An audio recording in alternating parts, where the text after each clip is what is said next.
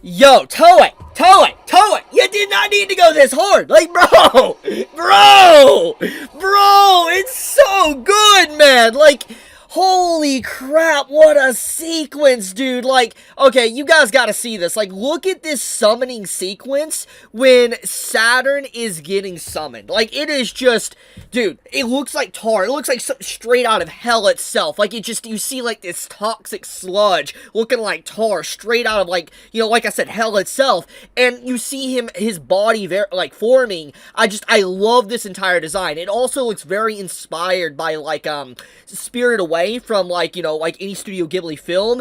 It looks so good. Like, I've been waiting for this moment for a very long time, but to actually just see how godly this looks makes me very happy. This is why we needed that 6-month hiatus. This is why we needed that break for One Piece, because this is what Toei can cook. This is what Toei can do when given enough time. When the animators are given enough time to breathe and do what they want to do, basically, you have stuff like this. You have high quality animation art and very good pacing at that. Like, it is just, I can't believe I'm finally getting to see this animated. I've been waiting for this for so long, and we finally got it. This, like I said, this is incredible. Great sequence.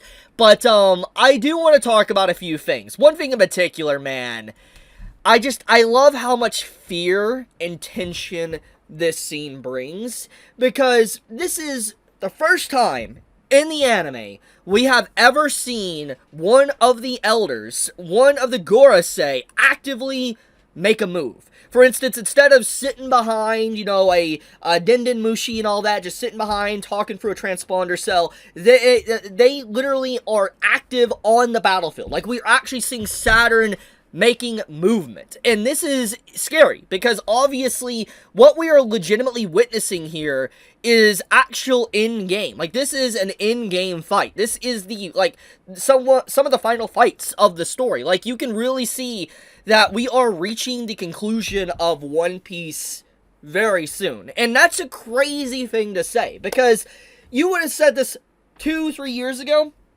people would be like, I don't really see the end in sight. People would be like, you know, it still feels like maybe 8 to 10 years away.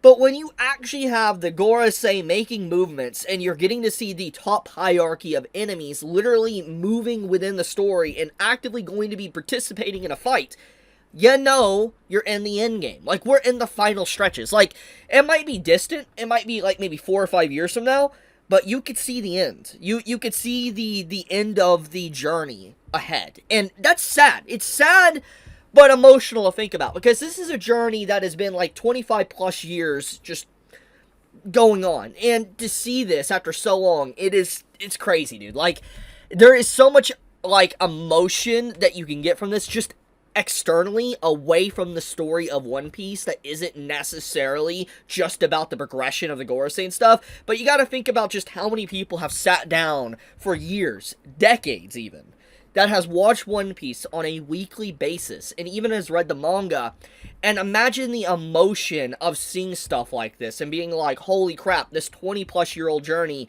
is finally getting closer to the conclusion. And I've talked about this in the past, but imagine the day when One Piece officially comes to an end, and someone is able to discover One Piece, and they're able to actively start from chapter 1, and then read to the last chapter, without any breaks, no hiatuses. Just how long it takes them to read through it is literally just how much time they want to invest in it.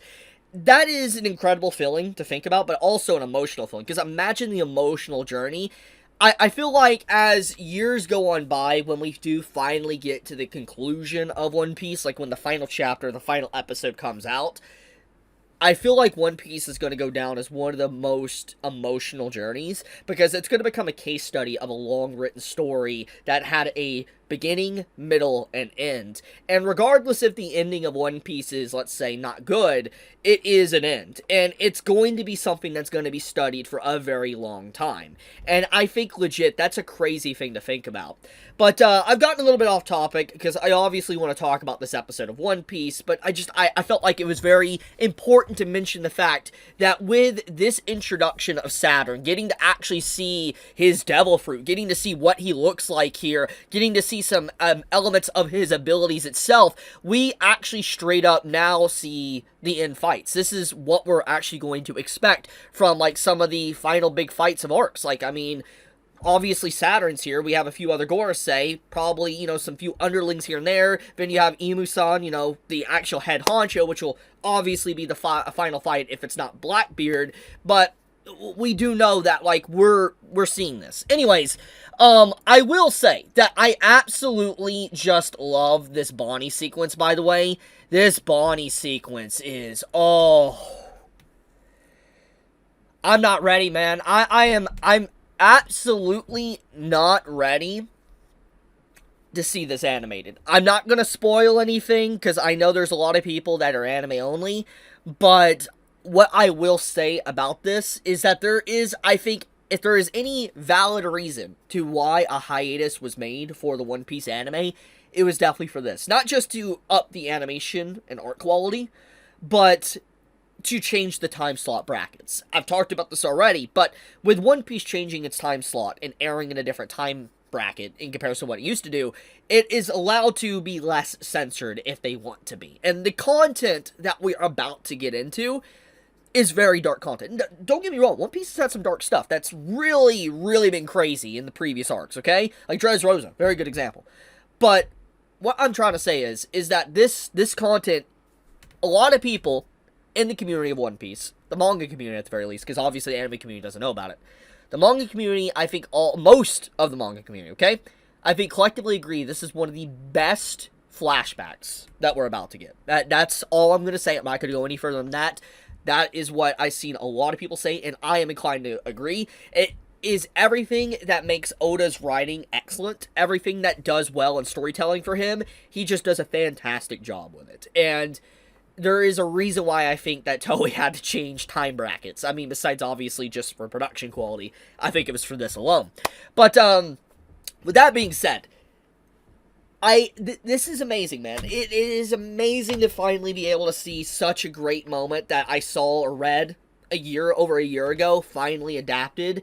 One thing I will say, though, that a lot of people might not be aware of, the next episode is a recap. At the end of the episode, there is literally, like, next time, and it's basically a retelling of Bonnie and Kuma's relationship, just recapping all their scenes and stuff, I'm assuming throughout the entirety of the anime, and it's not going to be, like, a progression episode.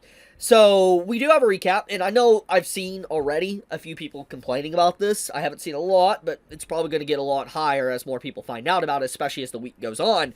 But, next episode isn't going to be canon. It's basically a filler episode. And people are going to be like, wait a minute, they delayed it for 6 months. Why are we already getting a recap episode? There's a lot of reasons for this. I mean, one big reason in particular, I believe it is Golden Week in Japan.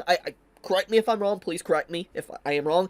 But I do know that, like, the next chapter of One Piece is, like, going on break or something. So the reason for the recap is most likely to keep distance between the manga and the anime. They don't want to catch up. And that's the reason why. Instead of doing slow pacing, they're doing something like this where they could just have basically a week off and then be able to, actually properly, keep the pacing as they've been doing these past few episodes. That's my assumption. Obviously, I could be wrong there. But, yeah, we got a recap episode. Nothing wrong with it, obviously. But we're going to have to wait 2 weeks to see the continuation of today's episode. I'll leave it at that, though. I wanted to talk about this. It's incredible. It's emotional. It's sad. It's crazy to finally see, like, the conclusion on the horizon. But I'll leave it at that. I love you guys. Be safe. Stay healthy. Chibi out.